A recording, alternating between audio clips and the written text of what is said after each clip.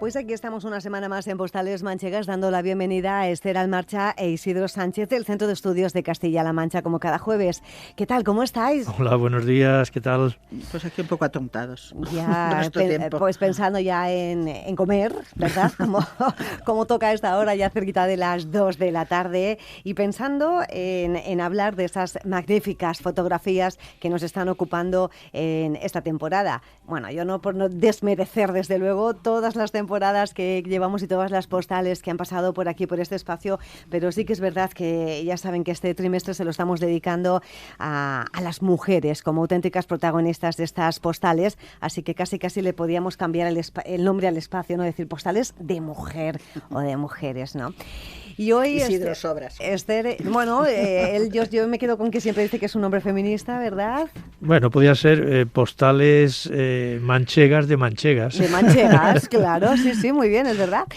Y digo que la postal que hoy nos traen Esther e Isidro contrasta porque con aquella primera postal de principios del año que traíamos, que veíamos a unas señoras con las tareas del hogar, a la puerta de la casa, y bueno, pues ahora traemos una estampa completamente diferente, señoras de la alta sociedad, todas muy arregladas, todas con sombrero, y bueno, pues fueron las damas fundadoras y las señoras de la Junta Directiva de La Gota de Leche. Bueno, pues en este espacio explicaremos precisamente, ¿no? Por ahí vamos a comenzar, qué era aquello de La Gota de Leche, que las generaciones más jóvenes, desde luego, yo creo que ni idea tienen de lo que era.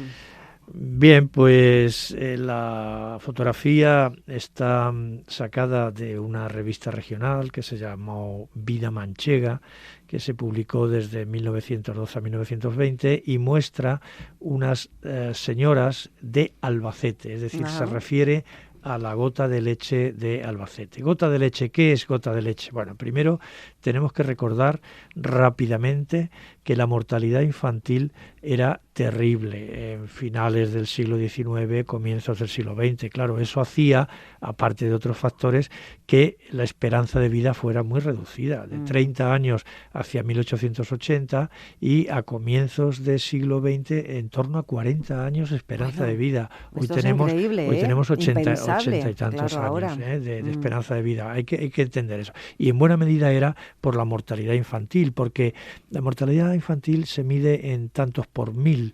Entonces, para que nos hagamos idea, a principio de siglo era de un 250 por mil. De mil niños, unos al nacer, otros en el primer año de vida y otros menos en los primeros 4 años de vida. Claro, esto era superior en España a otros países, pero era también se ocurría en otros países. Y entonces en Francia, como tantas otras cosas, se pone en marcha una institución que se llama Gota de Leche a comienzos de los 90, del siglo XIX. Del siglo XIX, claro, que se llama Gota de Leche. Parece ser que viene por una poesía de un poeta francés, Gota de Leche, pero es que venía al cuento, porque claro, el problema era que, claro, esto de la vaca de leche natural es una maravilla. Bueno, no, parece que había problemas y entonces había que transformar la leche mediante toda una serie de procesos para quitarle los problemas que podían tener. Gota de Leche en Francia, en 1892, creo recordar, y en España se copia y un médico pone en marcha en Madrid la institución Gota de Leche en 1904, es la primera, y a partir de ese momento van poniéndose en marcha gotas de leche en toda una serie de ciudades, en Albacete en el 18 y en Ciudad Real en el año 21.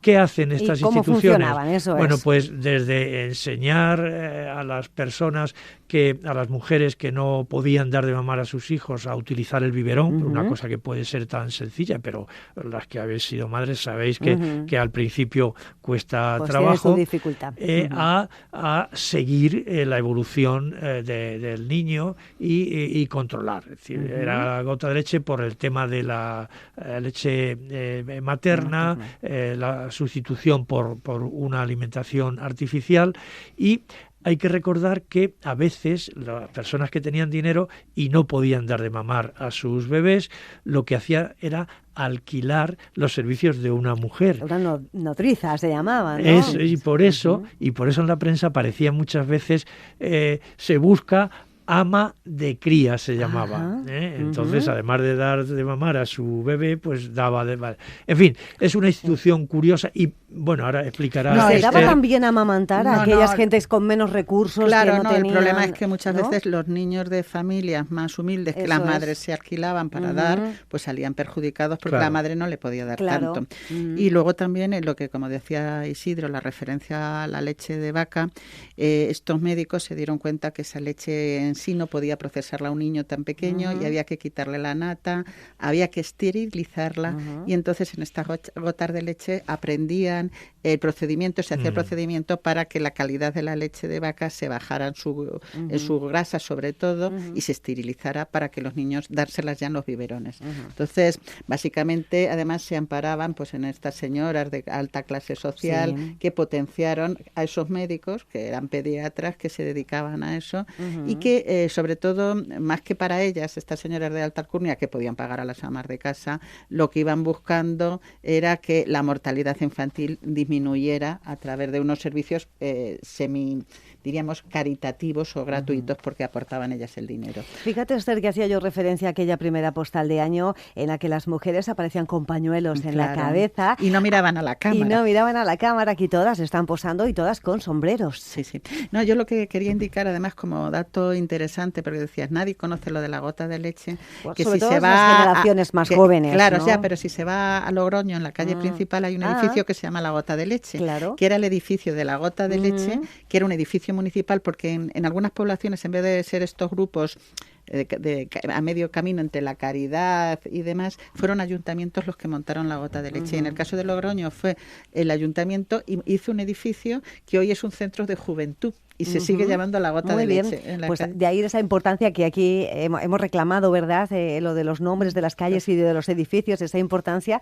Va pasando el tiempo y las generaciones más jóvenes dirán, ¿qué es esto de la Gota de Leche? Bueno, pues es ¿verdad? Un motivo, se sabe porque un motivo claro, para ser conocedor de la historia. Fíjate si fue importante este tipo de instituciones, que bueno, caridad, beneficencia, no se sabe, medicina. Estamos en una transición demográfica en la que está bajando la mortalidad, pero está bajando también el número de nacimientos. Claro. Está todo relacionado. En esa transición está todo relacionado.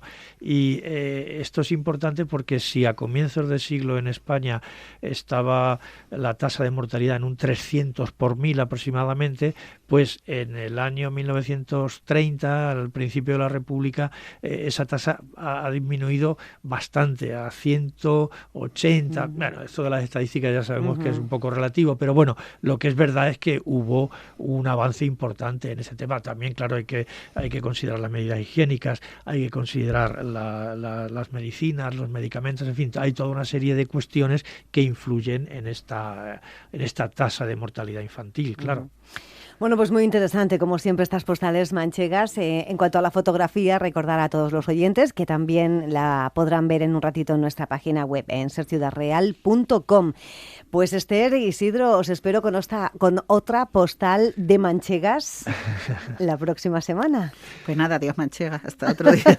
Sí, podemos decir PMM, que no es Parque Móvil del Ministerio, sino postales manchegas de manchegas. Muy bien, fantástico. Hasta la semana que viene. Adiós. Adiós.